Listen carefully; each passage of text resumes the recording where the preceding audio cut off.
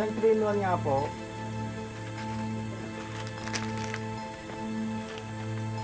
Ito po yung bayad.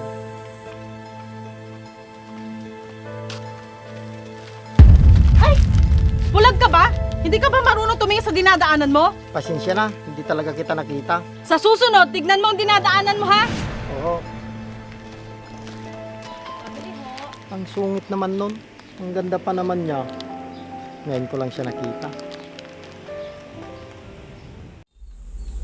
Anak!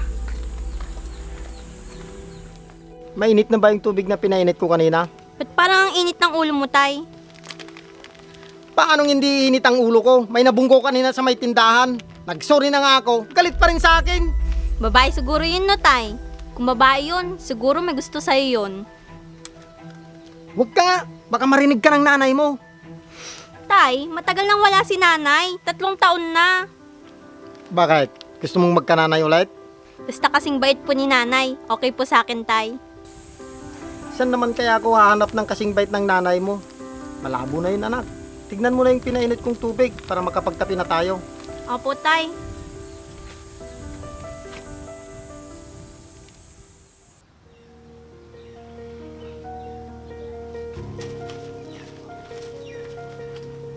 Ma, bakit yan ang mukha mo? Hindi may pinta.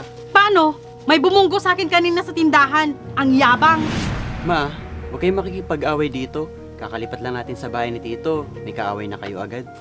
Ikaw ba naman ang bungguin, hindi ka magagalit. Tapos sasabihin sorry, hindi ko sinasadya. Baka naman hindi yan talaga sinasadya, Ma. Oh, may pinag-uusapan yata kayong mag-ina. Paano po, Tito? May bumunggo raw po kay Mama kanina dyan sa tindahan. Hindi tumitingin sa dinadaanan niya. Siguro sinadya niya yon. Naliliitan yata siya sa akin. Laila, mababait ang mga tao dito. Kaya sa tingin ko, hindi sinadya yun. Halos lahat ng mga tao dito, kilala ko. Ma, sa susunod na makita mo siya, mag-sorry ka. Ako? Magsusorry? Ano siya? Siniswerte? Hayaan nyo na yun. Ito nga pala yung pera, pambili ng ulam. May pupuntahan lang ako saglit. Sige, Tito, sama ako. wag na. Wala akong kasama dito. Sa susunod ka na lang sumama, Vince.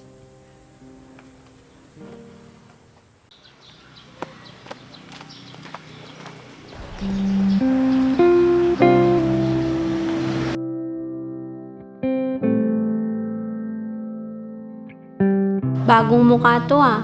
Ngayon ko lang siya nakita. Ang ganda niya. Ano kayang pangalan niya? Miss, pwede ba makipagkilala?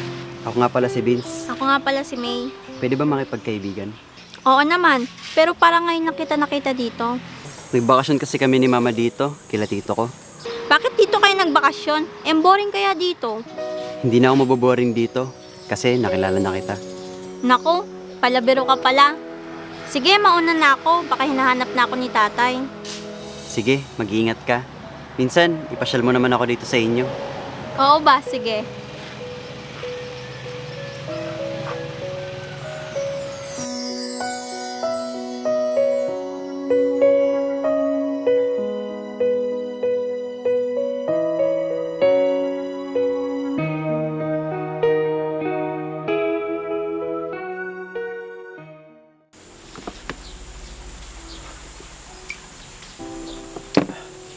Buti pare, nakapunta ka dito.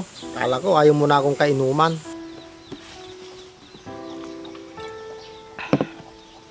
Busy lang ako sa trabaho, pre. Buti di upo ngayon. Maglalasing tayo ngayon, pre. Maglalasing? Bakit? May gumugulo ba sa isip mo? Paano? May nabunggo akong babae nung isang araw sa may tindahan. Nagsorry naman ako pero galit pa rin. Baka yung kapatid ko yun, pre. Galit din umuwi. May nakaaway daw sa tindahan.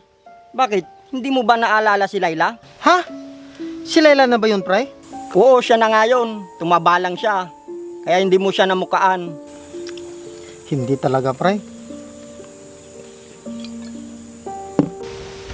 Alam mo, pre, byuda na yung kapatid ko. Sakto, byudo ka na rin. Ikaw talaga, pre. Kung ano namang sinasabi mo, tagay na lang tayo. Irereto sana kita sa kanya kung gusto mo. Lasing ka na yata, pare. Hindi pa ako lasing, pare. Totoo yung sinasabi ko. Baka mamaya marinig ka ng inaanak mo. Anong masama dun, pare? At isa pa, mabait yung kapatid ko.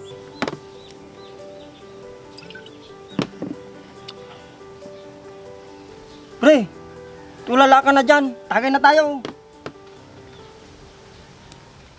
Pre, mahina ka talagang uminom. Tara, hatid na kita sa inyo. Tara, pre.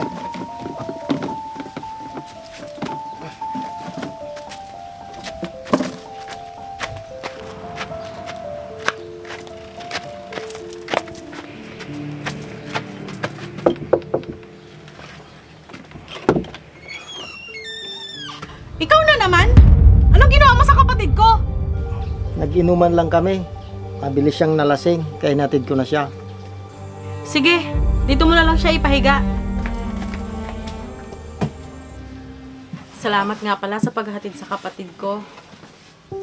Wala yun. Para ko na rin kasi siyang kapatid. Kung gusto mo, magpahinga ka muna. Tinimplang kita ng kape para maimasmasan ka. Ay, wag na. Inaantok na rin kasi ako. Sa susunod na lang. Ikaw ang bahala. Sige, alis na ako. Mag-iingat ka. Salamat ulit. Sige.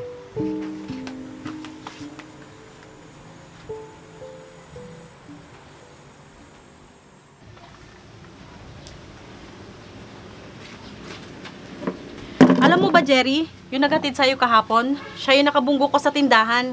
Ah, yun. Si Pari Masong yun. Mabait yun. Inaanak ko yung anak niya. Alam mo, byudo na rin yun, kagaya mo. Anong ibig mo sabihin? Baka gusto mo nang manliligaw. Hay, wala akong panahon sa mga ganyan. Sakit lang sa ulo yan. Lalo na tumiinom ng alak.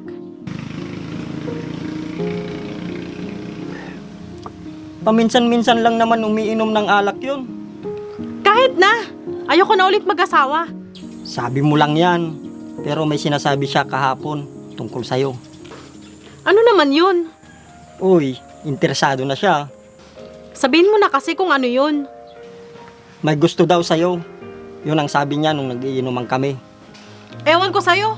Sige na nga, bibili na lang ako ng ulam natin. Mag-ingat ka ha. Baka mamaya may maghahatid na sa'yo dito sa bahay. Asa pa siyang magpapahatid ako.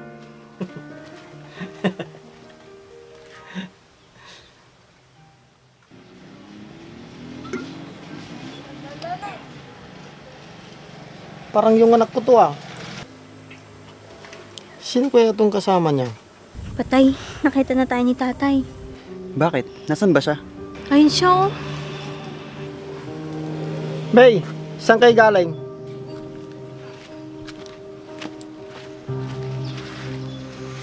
Namasyal lang po kami sa plaza, tay. Si Vince po pala. Magandang araw po, Tito. Mano po? Kawahan ka ng Diyos.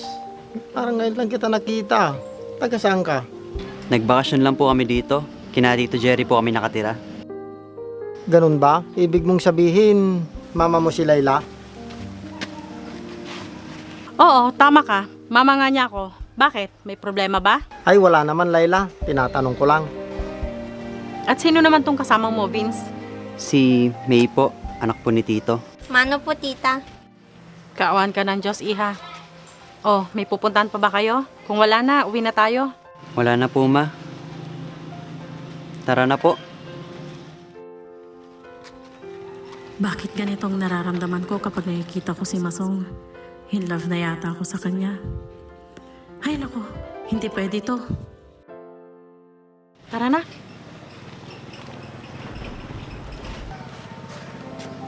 Ang gandang pakiramdam ko pag nakikita ko si Layla. In love na yata ako sa kanya. Uy, tay, tara na po. Uwi na din tayo. Sige, tara.